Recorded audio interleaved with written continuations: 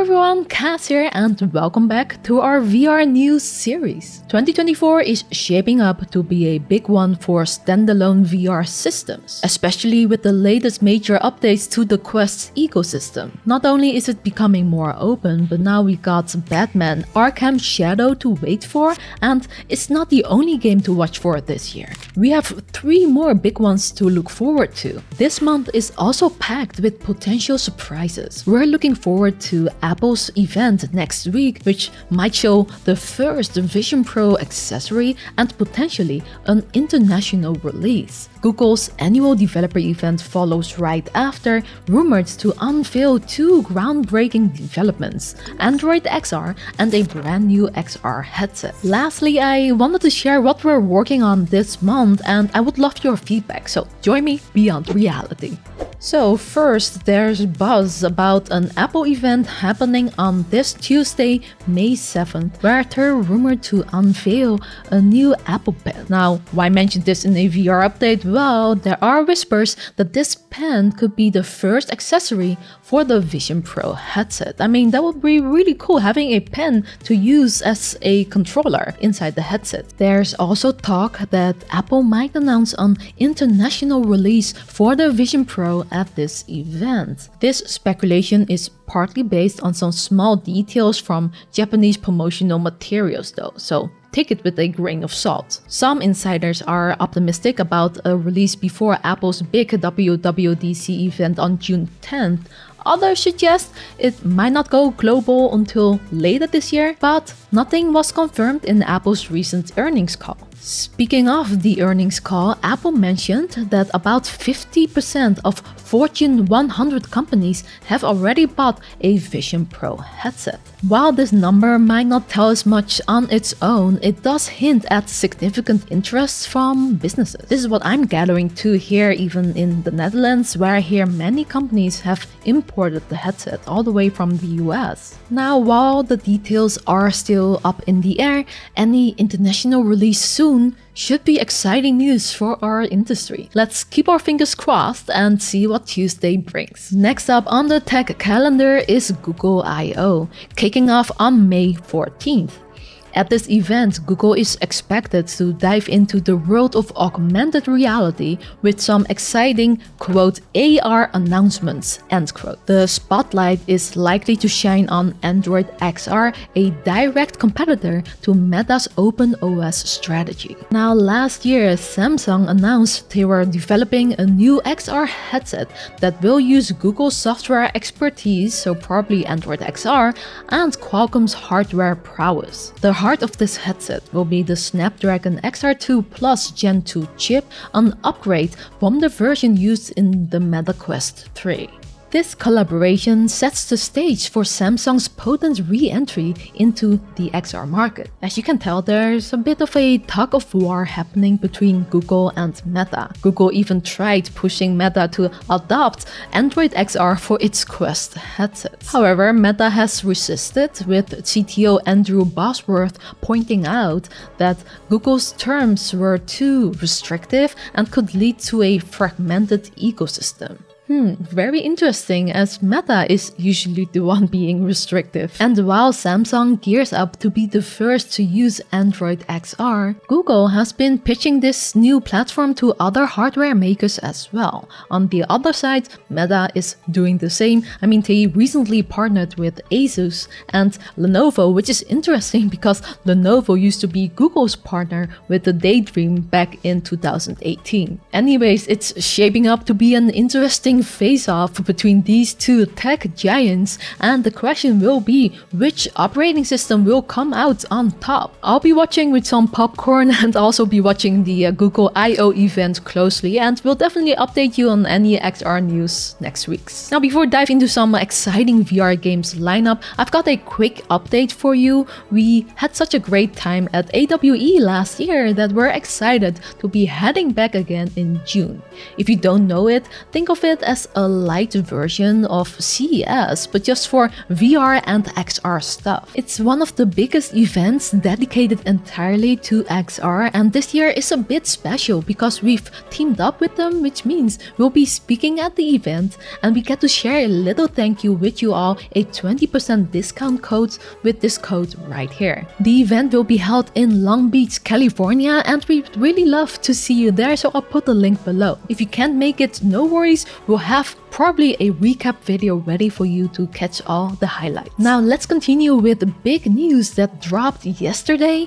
Batman Arkham Shadow is officially coming. We're finally getting a full-scale Batman VR game in late 2024, something many have been waiting for a long time. But here's the kicker, it's exclusive to Quest 3.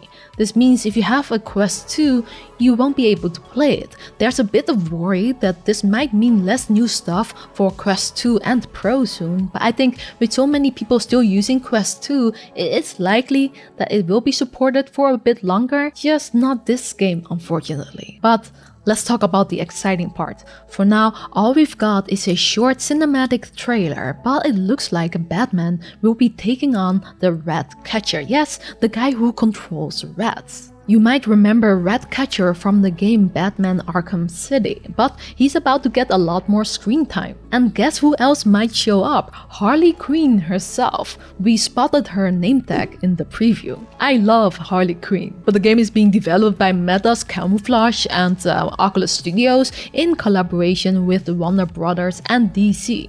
Camouflage, which Meta bought in 2022, made the awesome Iron Man VR game a couple of years ago, and given how good Iron Man VR was, we have high hopes for what they will do with Batman. They say it isn't going to be just another quick VR game, it's aimed to be the first deep and engaging Batman VR game, building on the short 1-hour experience from Batman Arkham VR back in 2016. More details are coming soon at the Summer Game Fest on June 7th, so make sure to tune in with us then. This isn't the only big VR game coming exclusively to Quest 3 this year. Last week, the studio Survios, known for its veteran status in the VR space, has finally revealed more about their latest project, Alien Rogue Incursion. It's been almost 2 years since Survios first announced they were working on an Alien game in collaboration with 20th Century Games. Now they've finally given us a name, a peek at what to expect, and the platforms it will launch on: PSVR 2, PC VR, and again for the Quest line, it will be a Quest 3 exclusive. It's set to release during the holidays in 2024. Alien Rogue Incursion is a single-player horror game that aims to blend action and horror in a VR experience that promises to keep you on the edge of your seat. It's built around a completely new storyline, loaded with intense action, deep exploration, and of course, those spine-chilling xenomorphs. I love Survios and their games, but my god, I'm not sure if I'm going to survive this game. Now, alongside these recent game announcements, we've still got 2 more exciting titles on the horizon: Metro Awakening and Behemoth. If you haven't heard yet, Metro Awakening was unveiled during PlayStation's State of Play earlier this year. This game will immerse us in the haunting post-apocalyptic world of the Metro series, but this time in VR. Set in the year 2028, you step into the shoes of Serdar, a doctor braving the dangers of the Moscow subway, humanity's final bastion after a nuclear disaster. Metro Awakening promises to offer a deep VR experience, blending exploration, stealth, and combat. You'll navigate a world where every breath, the dimming light of your torch, and each shadowy figure you encounter intensifies the eerie atmosphere. The game is being developed by Vertigo Games, known for Arizona Sunshine, in collaboration with Deep Silver, and it's slated for release on PSVR 2, MetaQuest 2 3 Pro and Steam VR headsets in 2024. My first dive into the Metro series was Metro Exodus, and even though you might know I'm not great with horror, I loved the story and atmosphere, so I cannot wait for this VR version. I'm a bit scared, but really excited. Then the fourth game to look out for this year is Behemoth, the latest from Skydance Interactive, creators of our favorite The Walking Dead Saints and Sinners. Although we've only seen a cinematic trailer at the Game Awards, it already hints at intense VR combat and the daunting challenges against colossal monsters in a dark, ruined world. The game promises to place you in a devastated empire overrun by a plague, challenging both your mind and body as you face towering giants called Behemoth. The gameplay will require more than raw power. Strategic use of tools and skills is essential to overcome these giants and other fearsome enemies on your quest for a cure. This was originally announced in 2022. Since then, Skydance has delayed its release to late 2024, and it's set to launch on Quest 2, PSVR 2 and PC VR. I bet Quest 3 as well. And given the studio's track record with amazing VR adventures, we have high expectations from this one, so I'm definitely keeping an eye on this. Those are the 4 major games we personally look forward to the most, but there is more, like the Formula 1 24 racing game hits consoles and PCs on May 31st, and it will also support PC VR. Great for sim racing fans, I assume. More on the horizon are titles like Attack on Titan VR, one of my favorite animes. I recommend it if you don't mind the disturbing stuff. Laser Limbo is coming, which is not just about bending backwards. Into the Radius 2 for those who loved the first one, and Project 2, which is, I think, a temporary name, but it's from the creators of A Township Tale, which was an incredible game. So I'm looking forward to this one. Also on the list are Gunman Contracts and Wanderer The Fragments of Fate. Plus, I'm excited about all the classic games getting VR modded by Flat Screen VR.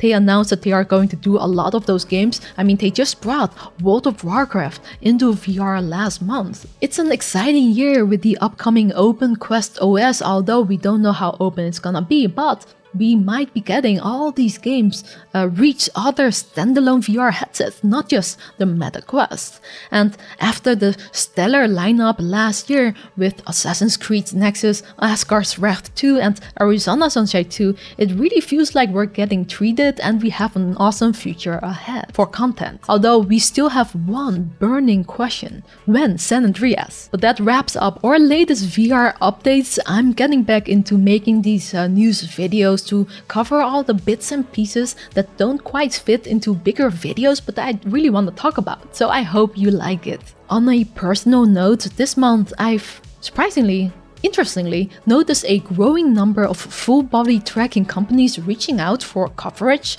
and it kinda sparked my curiosity about diving into this technology, especially within the VR chat community. Because I've heard there's a whole underground scene there where folks create detailed, beautiful avatars that mimic their real movements as closely as possible. And they bring these avatars to virtual clubs and more very interesting things, which I've always wanted to explore, so I was thinking of doing it this month. But it really feels like a niche within a niche though, so I wonder if anyone is interested in seeing videos on maybe this journey, or maybe you have any tips or advice on how to get started.